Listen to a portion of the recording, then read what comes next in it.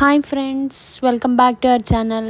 ఈరోజు మన రెసిపీ ఇంట్లోనే బిస్కెట్స్ ఎలా తయారు చేసుకోవాలో చూద్దాం. దీనికి ముందుగా నేను ఇక్కడ 2 కప్స్ గోధుమ పిండి తీసుకున్నాను. మీకు కావాలంటే మైదా కూడా యాడ్ చేసుకోవచ్చు. గోధుమ పిండి అయితే హెల్త్కి మంచిది కదండి. పిల్లలు ఏడుస్తూ ఉంటారు కదా బిస్కెట్స్ కావాలని. ఆ టైంలో ఈ బిస్కెట్స్ ఇవ్వండి, హెల్త్కి చాలా మంచిది. సో దానికి ఇక్కడ 1/2 కప్ బొంబాయి రవ్వ వేసి బాగా కలుపుకోవాలి. ఇలా కలిపిన తర్వాత 2-3 టేబుల్ స్పూన్స్ నెయ్యి వేసి మళ్ళీ పిండి అనేది ఒకసారి బాగా కలుపుకోండి. ఇదే టైంలో కొంచెం సాల్ట్ యాడ్ చేసి కలుపుకోండి.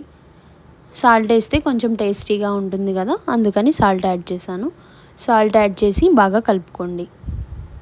ఇలా కలుపుకున్న తర్వాత మిక్సర్ జార్లో 1/2 కప్ షుగర్, 3-4 ఇలాచీ యాడ్ చేసుకొని బాగా గ్రైండ్ చేసుకోవాలి. పౌడర్ లాగా గ్రైండ్ చేసుకోవాలి. ఆ పౌడర్ని ఇప్పుడు మనం మిక్స్ చేసుకున్న పిండి ఉంది కదా, ఆ పిండిలో కలుపుకోవాలి. ఇప్పుడు మొత్తం పిండి అంతా బాగా కలిసేలాగా కలుపుకోండి. ఇలా కలుపుకున్న తర్వాత 1 కప్పు కొబ్బరి పొడి వేసుకోండి, టేస్ట్ చాలా బాగుంటుంది. కొంచెం సోంపు,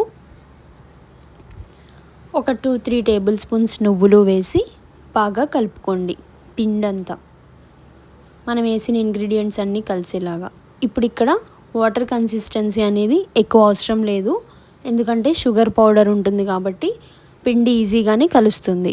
కాబట్టి వాటర్ అనేది ఎక్కువ వేయకుండా స్టార్టింగే కొంచెం తక్కువ వేసుకొని కలుపుకోండి. ఇలా సెమీ సాఫ్ట్ వచ్చేలాగా కలుపుకున్నాక 10-15 మినిట్స్ వదిలేయండి. ఇప్పుడు ఆ పిండిని నేను క్రాస్ షేప్లో కట్ చేసుకుంటున్నా. అలా చేస్తే బిస్కెట్ షేప్ అనేది వస్తుంది. ఇలా కట్ చేసిన తర్వాత బిస్కెట్ షేప్ అనేది ఇలా వస్తుంది. ఇప్పుడు దీన్ని స్టవ్ ఆన్ చేసి ప్యాన్లో ఆయిల్ తీసుకోవాలి. ఆయిల్ ఎక్కువ హీట్ అవ్వాల్సిన పని లేదు. ఆయిల్ ఎక్కువ హీట్ అయితే బిస్కెట్స్ అనేవి మాడిపోతాయి.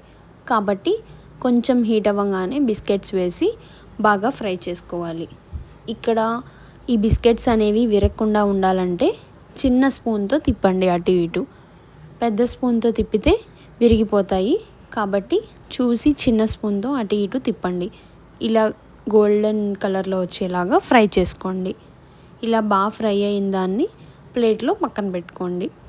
ఇలా మనం ప్రిపేర్ చేసుకున్న పిండి మొత్తాన్ని బిస్కెట్ షేప్లో చేసుకొని ఫ్రై చేసుకోండి. చూడండి, ఇక్కడ మనం చేసిన బిస్కెట్స్ ఎంత బాగా వచ్చాయో.